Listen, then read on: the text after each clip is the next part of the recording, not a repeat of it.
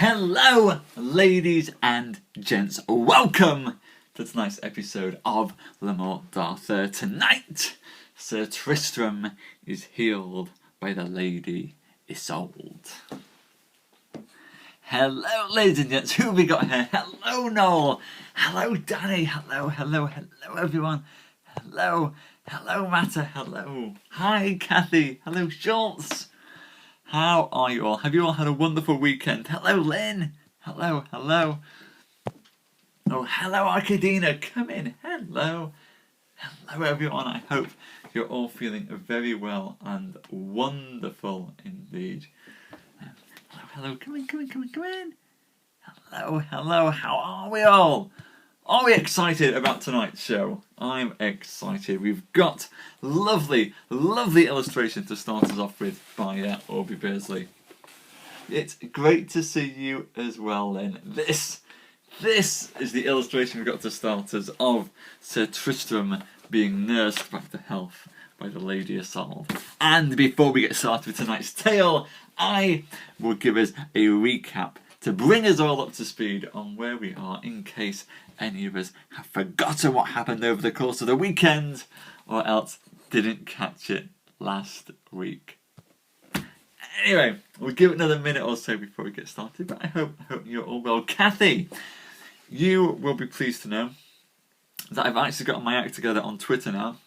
I realise I've got a stack of Twitter things I need to go and respond to, but Kathy, I've now started to actually put out a schedule of all the shows for the week so you can see which poets we have coming up on Poetry Live and what's happening with Morte. So never again, fingers crossed, will we get to Poetry Live and not know where we are. So if you would like to know or read a bit more about the poets before we get to them, Kathy, I'm tweeting it out, and I'll Instagram it as well. I'll Instagram it after the show. I just tweeted it before we started, which is why we're a little bit late. We're starting today. Hello, Tanya, by the way. Hello. Come in. Welcome. Oh, wonderful, Kathy. I'm glad I've inspired that. That's a wonderful compliment, and I hope it was a wonderful poem as well. You'll have to share it with us. I guessed the typo. I guessed that you weren't lying to a poem, which would be weird. But please do share, Kathy, at some point. When you're ready. Anyway, shall we get into tonight's show, ladies and gents, and find out what's happened to that noble, brash, brave, and handy with a sword knight, Sir Tristram.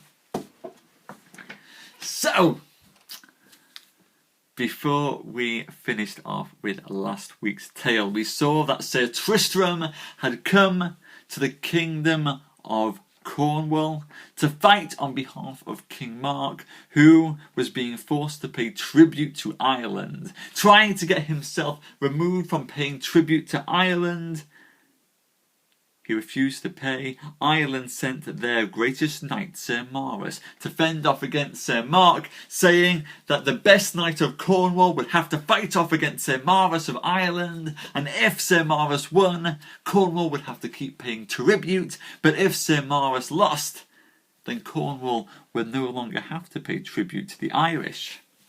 Unfortunately, Sir Maurice, a knight of the Round Table, was so powerful, so strong, that no knight in Cornwall would agree to fight him. It was in fact a young man, not even a knight yet, but the son of a king and queen no less, called Tristram, who approached King Mark and said that if King Mark would make him into a knight, then Sir Tristram would fight Sir Maurice and win. And what a fight we had between the two of them!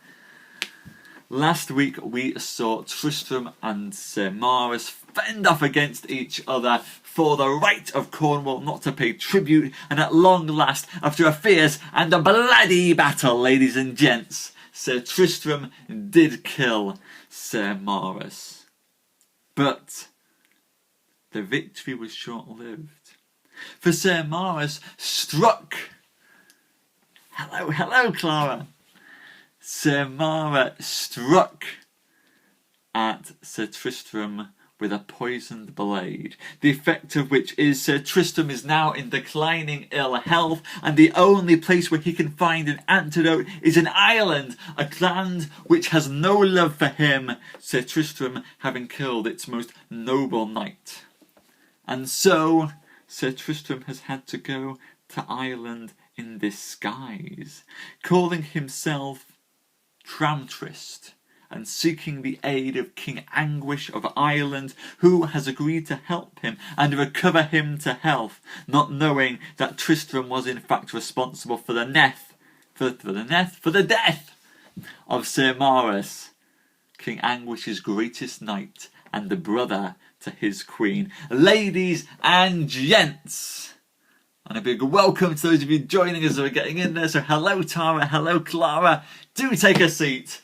Let's get into tonight's tale as we see Sir Tristram be recovered to health, although this isn't the end of his troubles. No, not by far.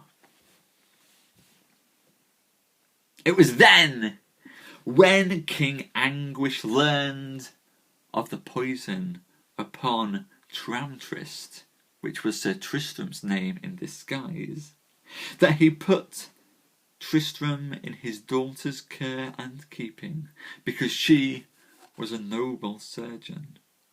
And when she had searched him, she found in the bottom of his wound that there was poison, and so she healed him within a short while.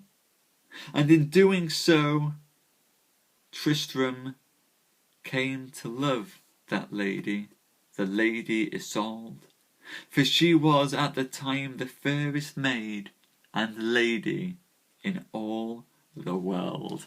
And here, ladies and gents, is the picture of Isoud healing Sir Tristram. And there did Tristram learn to play the harp for her, and she began to have a great fancy towards him. And at that time, Sir Palomides the Saracen, who was brought into the court of King Arthur by Sir Gawain, and was well cherished with the king and queen.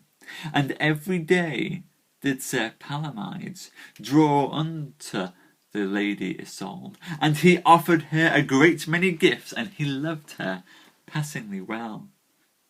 And Tristram saw this, and full well he knew that Sir Palomides was a noble knight and a mighty man. And know you well that Sir Tristram had great despite at Sir Palomides, for the Lady Isoud told Tristram that Palomides was in will to be christened for her sake. And thus there was great envy between Tristram and Sir Palomides, and it befell that King Anguish let cry a great joust and a great tournament for a lady that was called the Lady of the Lands, and she was cousin to the king. And the man that won her 3 days after should be allowed to wed her and have all of her lands.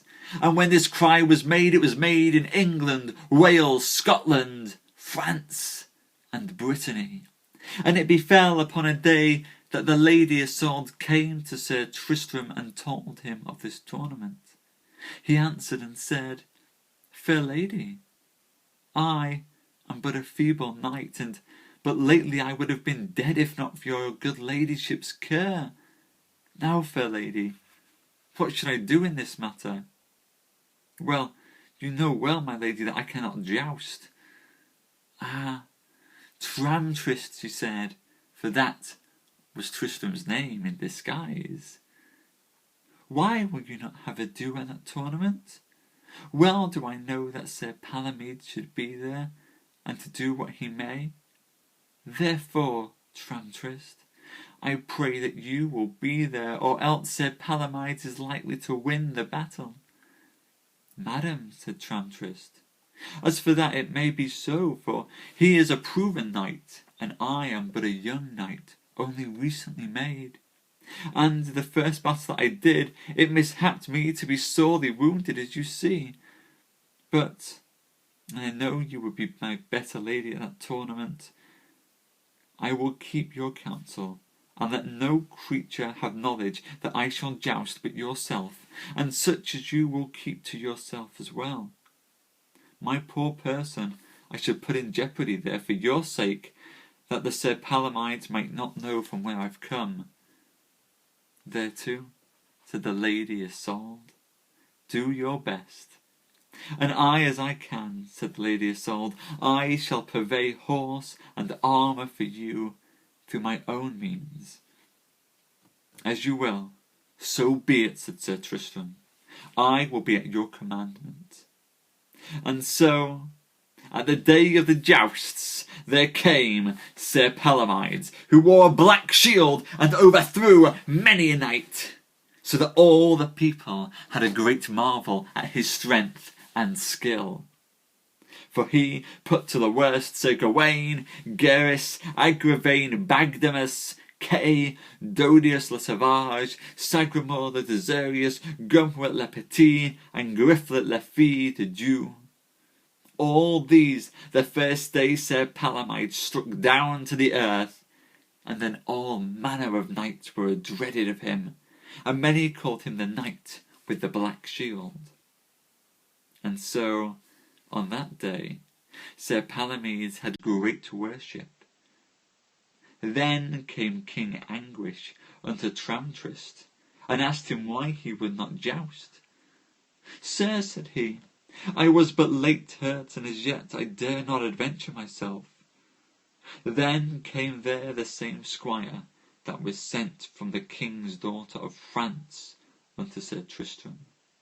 And when he had seen Sir Tristram, he fell flat to his feet. All that was seen by the Lady Isoud, of what courtesy the squire made unto him. And therewithal, suddenly, Sir Tristram ran up to his squire, whose name was Habes le Renomes, and prayed him heartily in no way to tell anyone his name, for Tristram was still wanted as a dead man in Ireland, and if King Anguish were to realise that he was his enemy, death would fall.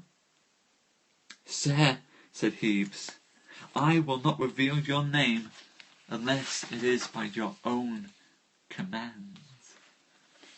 There we go, ladies and gents, halfway through tonight's tale. So a big hello to Heather and Darren and Charles and Queen Babyface and Fearless coming in midway through the tale there.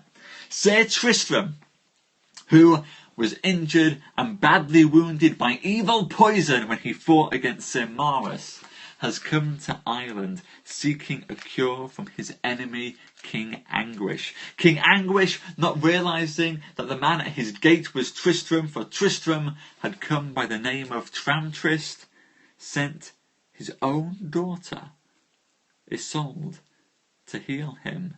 Now he has been healed, and a great tournament has been called to fight for the lady's hand in marriage. Another knight, Sir Palamides, is willing to go out and fight for him, and currently looks set to win all the jousting. Sir Tristram's worried that he might not be able to defeat Sir Palamides. He's still wounded from the battle, in fact, and so he will fight in the joust, but will fight in the joust as an unknown knight. Deception following deception following deception. Can this end well for Sir Tristram? We'll find out. We'll find out whether or not he's got what it takes to defeat Sir Palamides as we continue with tonight's tale. Then Sir Tristram asked what his old squire was doing in these countries. Sir, he said, I came here with Sir Gawain to be made a knight, and if it please you, of your hands I might even be made a knight. Await upon me as to mourn secretly, and in this field I shall make you a knight, Tristram said. Then the Lady Isoud had great suspicion of Tramtrist, that he might in fact be a man of worship that was already proved. And therefore she comforted herself, and cast more love upon him than she had done before. And on the morn Sir Palomides made himself ready to come to the field, as he did in the first day. There he rode, and he smote down the king with the 100 knights, and the king of the Scots. And then the Lady Isoud ordained and well saw Sir Tristram arrive in a white horse and harness. And right so she let him put a privy postern, and so he came into the field as if he had been a bright angel. And anon did Sir Palomides see him, and therefore he readied his spear, and he rode unto Sir Tristram, and he again unto him, and there did Sir Tristram smite down Sir Palomides unto the earth. And then there was a great noise of people. Some said that Sir Palomides had had a fall. Some said the Black Knight with the black shield had fallen to the ground. And you should know well that the Lady Isoud was passing glad at this. And then Sir Gawain and his fellows 9 had marvel at what knight it might be that had smitten down Sir Palomides. Then none would joust against Sir Tristram, but all that were there avoided him, fearing his strength. Then did Sir Tristram make his old squire Habes a knight, and caused him to put himself forth, and he did right well that day. So afterwards Sir Habes held him with Sir Tristram, and when Sir Palomides had received this fall, know you well that he was sorely ashamed as he might, and he withdrew from the field of battle. And all that saw Sir Tristram, and how lightly he rode after Sir Palomides and overtook him, and Tristram bade him to turn around, for better he would assay him, or ever he depart. Then Sir Palomides turned, and, drawing, each one lashed out at each other's swords as they gave battle again. But at the first stroke Sir Tristram smote down Palomides, and gave him such a stroke upon the head that he fell to the earth. So then did Tristram bade him to yield and to do his commands, or else Tristram threatened to slay him where he lay. And when Sir Palomides beheld his countenance, he feared for Sir Tristram's strikes, and so he granted all of his askings. Well, said Sir Tristram, this shall be your charge. First, upon pain of your life, that you forsake my lady, the Lady Isoud, and in no manner will you come near her. Also, in 12 months' time and a day, you shall bear no armour or have no harness of war. Now promise me this, or else here you shall die. Alas, said Sir Palomides, for ever am I ashamed. But he swore as Sir Tristram had commanded him. And then, for despite and anger, Sir Palomides cut off his harness and threw them away. And so Tristram turned again to the castle where the Lady Isoud was. And by the way he met with a damsel that asked after Sir Lancelot, who had defeated the dolorous god worshipfully. And this damsel asked Sir Tristram who he was. For it was told to her that it was he that smote down Sir Palomides, by whom the 10 knights of King Arthur's Round Table had already been defeated. And the damsel prayed for Sir Tristram to tell her who he was, and whether he was Sir Lancelot the Lake, for she thought that there was no knight in the world who might do such deeds of arms other than Lancelot. Fair damsel, said Sir Tristram, You should know that I am not Sir Lancelot, for I was never of such prowess. But in God is all that he might make me a good knight, as the good knight Sir Lancelot.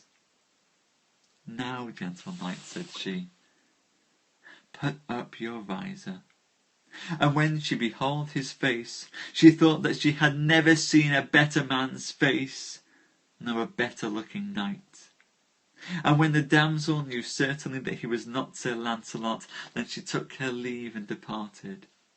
And then Sir Tristram rode unto the postern, where the Lady Isoud was, and she made him good cheer, and thanked God of his good speed.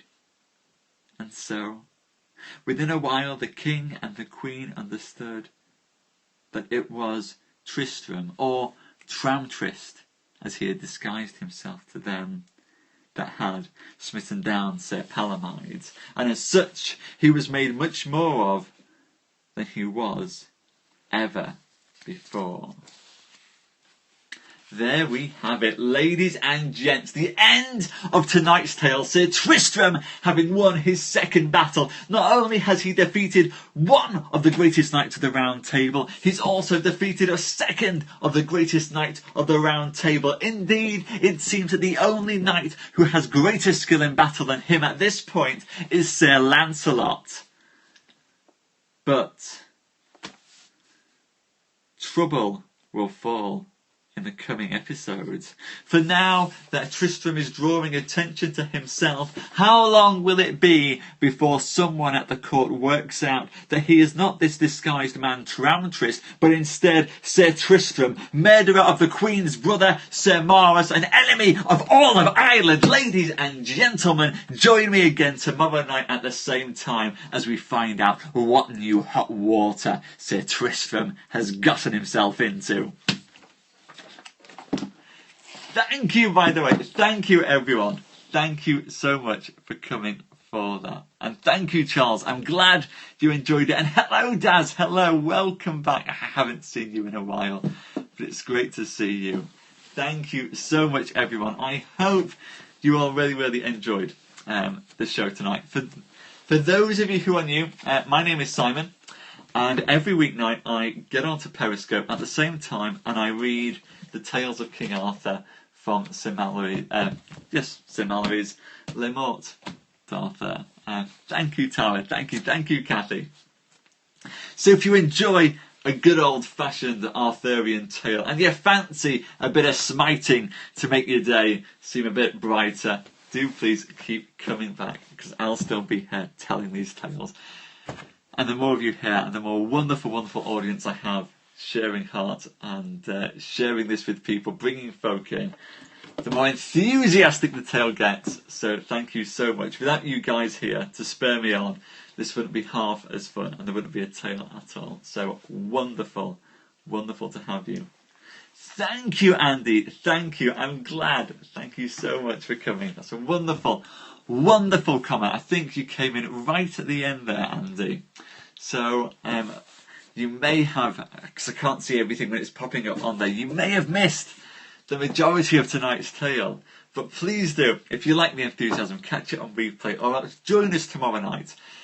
You can join up and just slot into an episode. We do a recap before every tale, so there's no need to feel left out or as if you won't be able to catch up. It's still all there. So thank you, everyone. Thank you, Danny and Kathy and Tara and Queen and Charles and the two Andys. And hello, Lars. Hello. Welcome. I hope you enjoyed your Friday, Lars. I did catch your message.